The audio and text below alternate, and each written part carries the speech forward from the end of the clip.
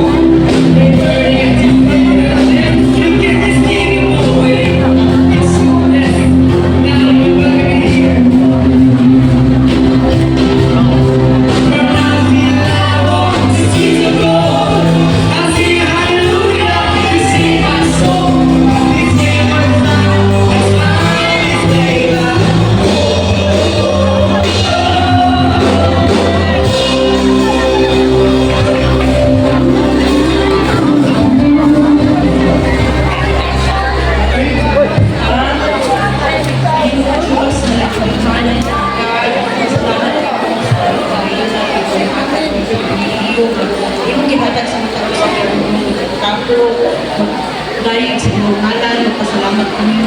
Lord, salamat kayo sa buong semana na iyong aming tabunan din sa iyong pamilya, Lord God.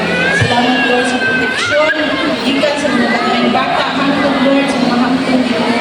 Salamat, Lord, kayo sa tahan na ilalim mga sitwasyon, yung aming ginakubang, Lord God. Salamat kayo mga buhay. Among Diyong dibatik, Lord, among Diyong dibatikan, among bugma.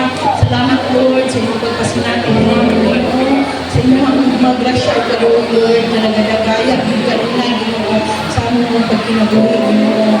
Lord, lain kong gayunan, ihatag, paabot ka nito, Lord, sa among pag-ampo, Ginoo, sa lain na po, simana na ang matubang, Lord, ang pinapasalamatan, Ginoo, Lord, lain Diyos, makahatag ka lang, Lord, sa komunidad, Ginoo. Lord, salamat, Ginoo, ikaw mga panalangin sa matagusa, Lord, mga proteksyon, Ginoo.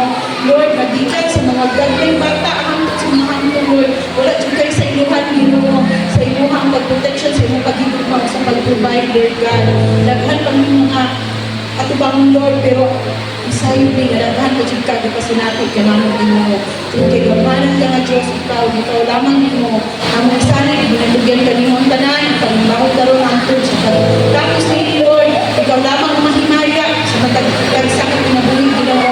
Ikaw lamang ang takos, ang kasilugan, pagkalaygod, ang kasalamatan. Sa ngalan Jesus. Amen.